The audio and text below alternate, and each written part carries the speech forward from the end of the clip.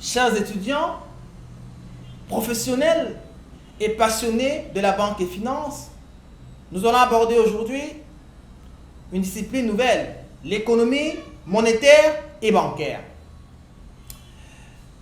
Pour entrer directement dans les méandres, nous allons définir chaque élément ou chaque notion de cette discipline. Nous allons commencer par l'économie.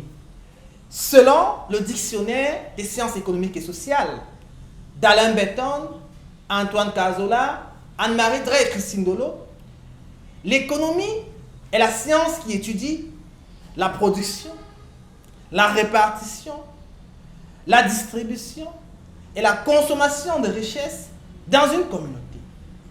L'économie est aussi définie comme une discipline qui permet de combiner les ressources rares pour satisfaire les besoins illimités des hommes. Prenez un exemple.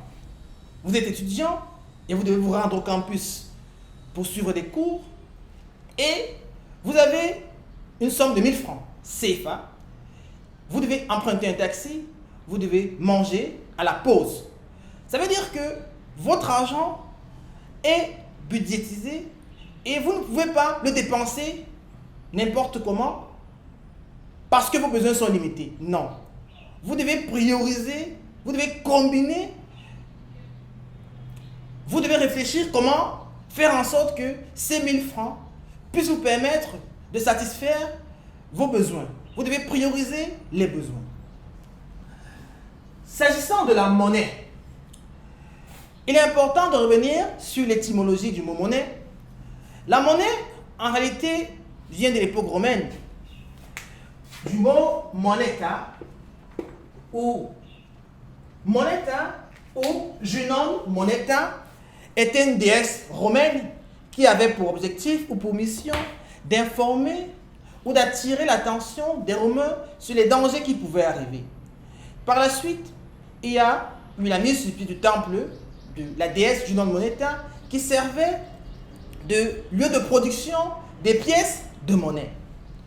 Aujourd'hui, la monnaie est utilisée à travers le monde et chaque pays ou chaque zone économique a sa monnaie. Si nous prenons le cas du franc CFA, la décision de sortie du franc CFA aujourd'hui est orientée ou alors doit être décidée par le politique.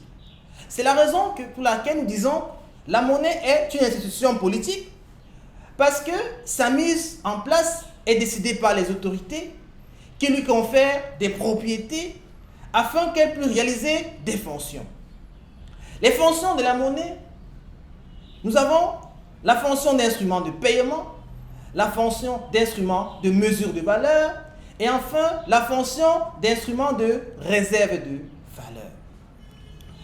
Pour que la monnaie puisse remplir sa fonction d'instrument de paiement, il faudrait que la propriété, notamment l'acceptabilité, puisse exister.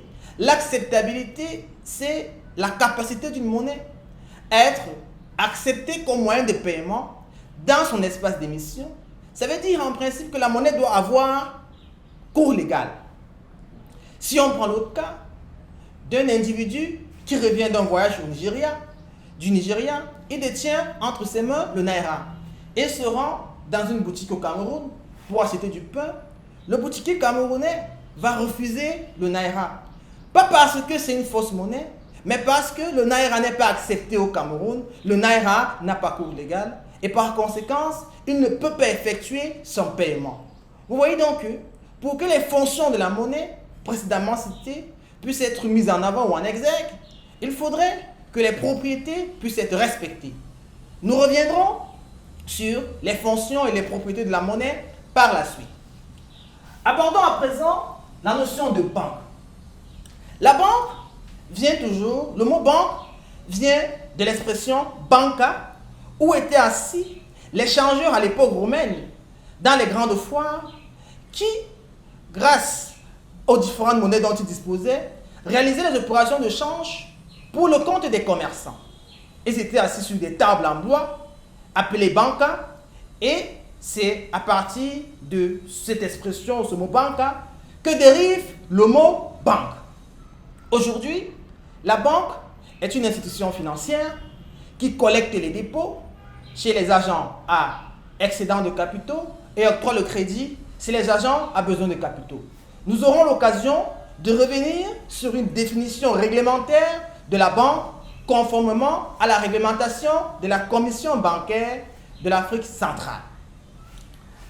L'économie monétaire et bancaire, c'est une branche de la science économique qui étudie les phénomènes monétaires, c'est-à-dire l'inflation, la déflation, et les phénomènes bancaires, les crises des faillites, les rues bancaires, les paniques, et l'influence qu'a la monnaie dans le processus de création de richesses dans une communauté.